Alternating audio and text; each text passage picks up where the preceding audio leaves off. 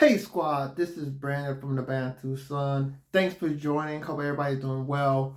Today I really wanted to talk about uh, currency appreciation and depreciation. So here at the Bantu Sun, we're all about geopolitics all day, every day. So of course, geopolitics, you have to have metrics and measurements on how we assess things and come to some analytical conclusions. And of course, we're looking at things such as markets, equities, investments, real estate, and foreign currency exchanges. So, for those that have not been watching, the US dollar, despite having relatively intense pressure uh, this year, has been appreciating against most of the global currencies. It's been a relatively strong year for the dollar versus other currencies. So, with a medium exchange, yeah, the USD may be losing some purchasing power, but other countries in the world, purchasing power are diminishing at an even faster rate. So if you look at some of the countries that are doing great and not doing so great, at the bottom of the list we have Ghana, and Sri Lanka. Now, for those that don't know, I suggest you go look at the videos on Sri Lanka. Like Sri Lanka is nearly in a state of like chaos. If not already, they raided the president's home, used up all his exercise equipment, etc. They're going to have to work out a deal with the IMF for somebody to get some lending to basically nourish and feed their population. The other country is Ghana, whose finance treasurer, the one they're trying to get up right now, I guarantee you he has not saw our Ghana SWAT case study, because if he did, he wouldn't be having this issue. The finance minister should go watch that video, but I'm assuming he didn't because he wouldn't have been in his position probably. But Ghana has chronically suffered from a weak, a steady their currency. So I bet you 50 steady the finance minister did not watch my video on the Ghana case study and the opportunities that Ghana is abound with due to its time zone, demographics, and resources. So check that out if you get a chance. Now, on the flip side of that, what caught my eye was a currency that was doing the best. And can you guess who it is? Go ahead. It's Angola. That's right. According to Bloomberg, the Angola Kwanza has appreciated 12% against the US dollar this year.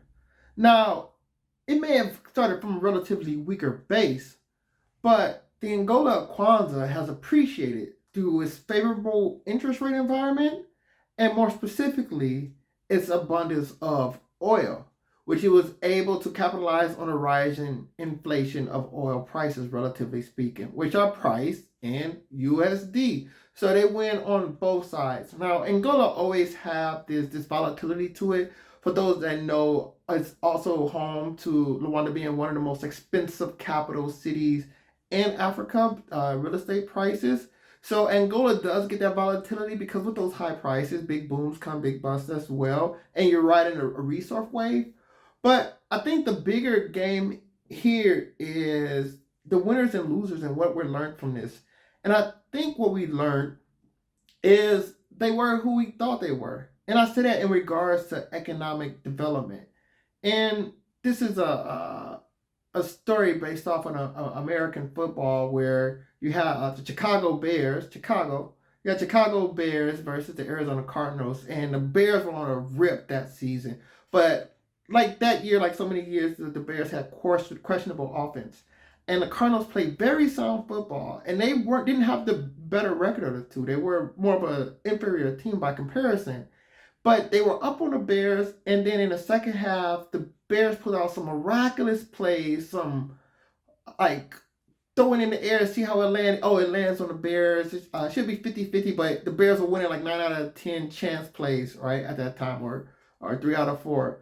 And then the Cardinals end up losing. And at the end of the game, the coach went on a tirade, and he screamed out, they were who we thought they were. They were a good, solid team, but we felt they had weak offense, and what we can do if we manage them appropriately, we could beat them. And what happened is the game got away from them. And that's always been a quip that I look at with economic development. Like none of this is new to me. When I'm looking at these countries that do well and don't do well, none of this is new. I think the Asians blew the cap off of this. I think we give too little credit to the innovation and audacity of Europeans between 1500 and to relatively modern day, especially 1500 to I'll say 1900.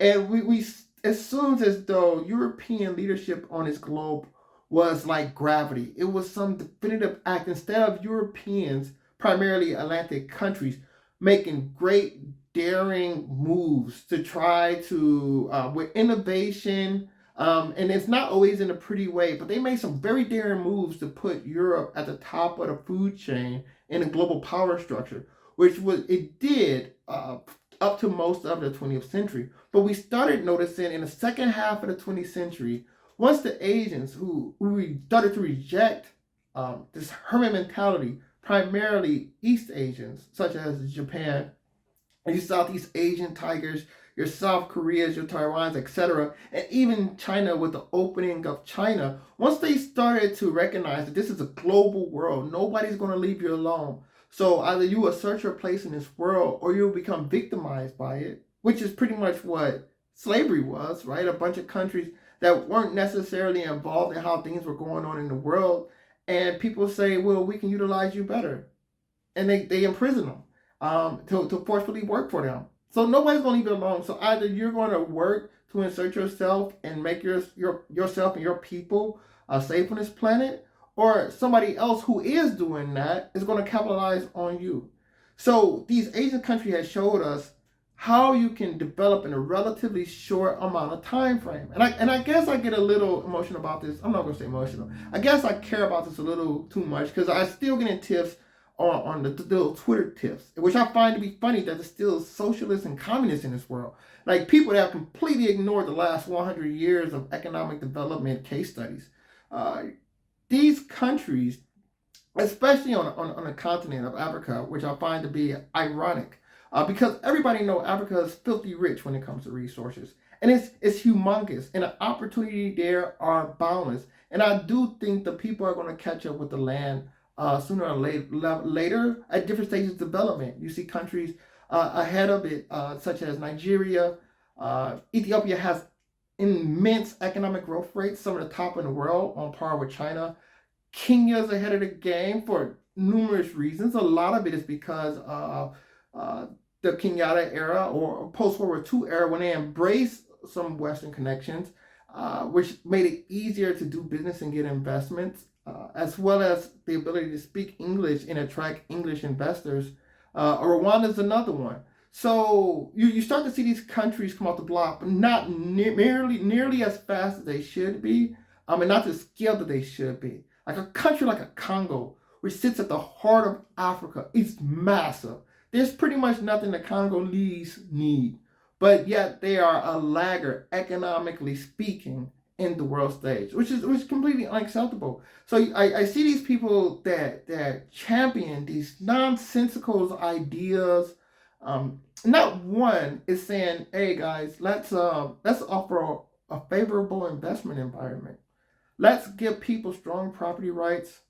Let's give them high interest rates if they need them. Let's work on our ability to foster an investment environment. Let people come in, keep their cash." I know plenty of investors right now who are concerned on investing in Nigeria because of capital controls. Nigeria is a demographic beast. It is a market haven, and they're creative. This is a magnet, a prime opportunity, but because of capital controls, investors are scared to go in. Now, I'm not saying the ascent is easy or is natural, but I'm saying this is not a question of the mind. It's a question of the gut. What are you willing to give for other people to give you the opportunity? The fact that Angola has been trumping the US dollar all year show you that it is well within the capacity and ability of these African countries to make gains against the West. In fact, the West kind of needs them. And I see people cheer, unfortunately, for wanton death and destruction such as we're seeing the French embassy burn in Burkina Faso. And I was like, these are ego plays. Of course, nobody wants to be ruled over, but there's a sensible way to go about things. So while people are cheering, I'm seeing people cheer that the citizens of Burkina Faso are burning the embassies. Not one of them I see creating a development plan. Not one of them do I see say, we really want to champion Burkina Faso as economic haven. We want to put our money there. We want to build there. Now look at that in contrast to the Middle East and how the Middle East do business. Places like UAE, which is building from the sand up, or Qatar, where they're having the World Cup. These were countries 30 years ago that you couldn't identify on the map. Economically, nowhere. Southeast Asia, same thing. I always suggest people, when somebody give you an idea of economic development, when they tell you, oh, well, we like what they're doing in Burkina Faso, we like the chaos that we're seeing in Haiti, you ask them to see what is the end game. What country do you think these countries should aspire to, or the direction they should go into? I can do that. I can do that anytime. If you say I want a certain type of country, I'll say, you know what, here go the precedent in history. So when I took at economic development, one of the first countries I looked at is Singapore. Now, Singapore was lucky. They had such a prescient leader in Lee Kuan Yew and the People's Action Party, and the things they did there were revolutionary. And I don't think you can replicate it easily in a lot of places, but I do think that it has a lot more of a communal living or communal approach to things, more akin to African culture than bare naked free market capitalism, which philosophizes in the West. And in the West doesn't practice bare naked free market capitalism. So I think that's a misnomer to just say, oh, you just need free market capitalism. But you definitely need a place where capital feels safe, people can get a return on their investment. Don't give everything to the state. They're just going to spend it on a yacht. So empower people to invest in people. You know what's more important than burning the French embassy? You know what's a better idea? Some good Wi-Fi. Do we want to test the Wi-Fi speeds of Burkina Faso? And it's sad because it's home to one of the great legends in this African independence game, Thomas Sankara. So it's all about your gut and what are you trying to do. It's not a mental thing. It's a gut thing. Warren Buffett, one of the wealthiest people on the planet, constantly say it's not an intellect game, gaining money. It's about temperament. Right? When people see wealthy people, for some reason, in some of these developed countries, the first thing they want to do is take all their money. Well, you're killing the goose that lays the golden egg. Attract these people. Let them invest. Let them build there. And use that investment and access to that technologies and network to build your society with so that you can eventually compete or outcompete them. That's exactly what these Asian economies did on their ascent. And so I just thought it was interesting. Congratulations, all those smart enough to invest in the Angola Kwanzaa. I hope you enjoy your windfall. Finance ministers of Ghana, please check out the case study, our SWOT analysis. You as well out there. So let me know your thoughts. Let me know you're thinking, where you think I got it right, where I got it wrong.